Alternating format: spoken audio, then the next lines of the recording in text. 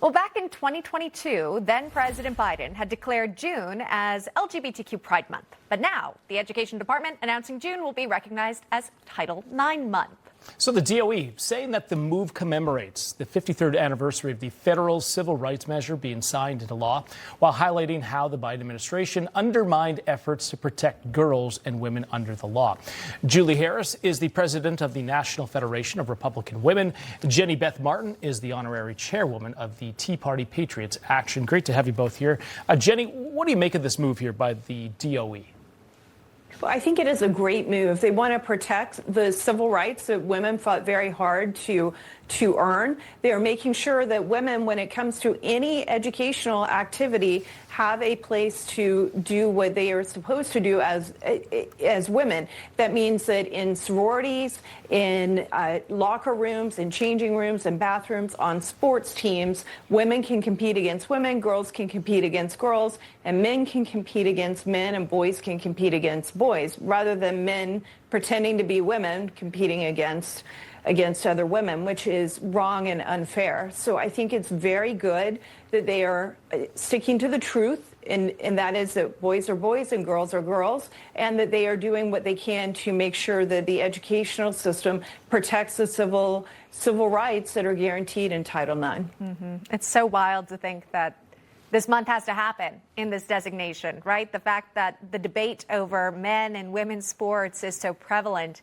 is just wild. The Trump administration, though, trying to send a clear message where they stand, including the Secretary of Education, Linda McMahon, shared this about Title IX month, saying the Department of Education recognizing June as Title IX month to honor women's hard-earned civil rights and also demonstrate the Trump administration's unwavering commitment to restoring them to the fullest extent of the law.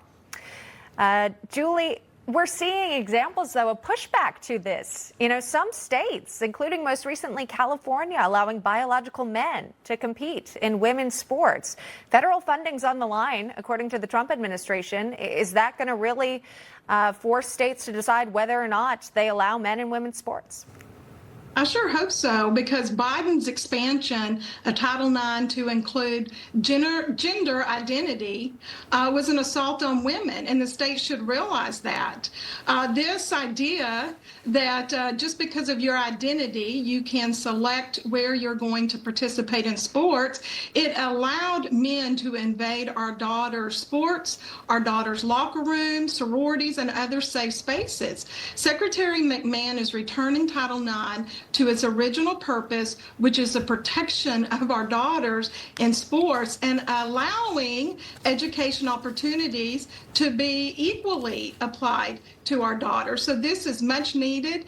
It's celebrated by the NFRW. We're excited to make several posts encouraging our women to speak out about this and to support Secretary McMahon and the Trump administration. Let's move on to this. Jenny, some congressional Republicans saying that Sesame Street is not staying in their lane. The GOP calling for PBS to be defunded after Sesame Street posted a Pride Month message on social media. It reads in part, "On our street, everyone is welcome. Together, let's build a world where every person and family feels loved and respected for who they are. Happy Pride Month."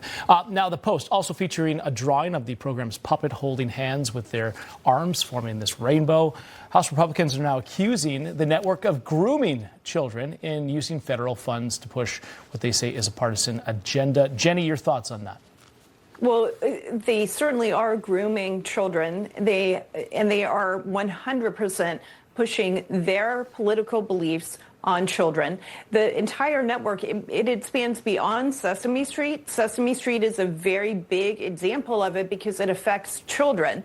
But this expands way beyond just children. It is with all of their programming. It tends to lean to the left. And that's fine. If you want to be a private organization, a private news company, and you want to lean to the left, lean to the left. But when you are funded by our tax dollars, you should at least have some impartiality or ensure that both viewpoints are represented, which is not at all what they are doing. And the rescission bill, the rescission package that should be coming over from the White House to Congress today calls for rescinding funds to both NPR and PBS. And I hope that Congress takes that up and passes it very quickly. Yeah. Julie, how do you feel about it? I mean, should taxpayer funds continue to contribute to NPR or PBS programming? Absolutely not. I mean, PBS is blazing.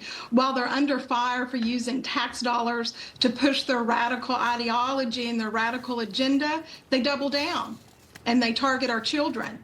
It's unfortunate that PBS today is not the same PBS that parents like I remember and that our children had the benefit of being entertained by.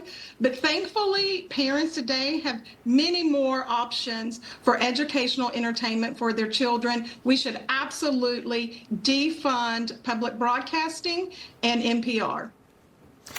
All right, Julie Harris, Jenny Beth Martin joining us with their thoughts on the matter. It's always interesting to hear from perspective of parents, by the way, weighing in on these key matters. Thank you both for coming on and sharing your thoughts with us.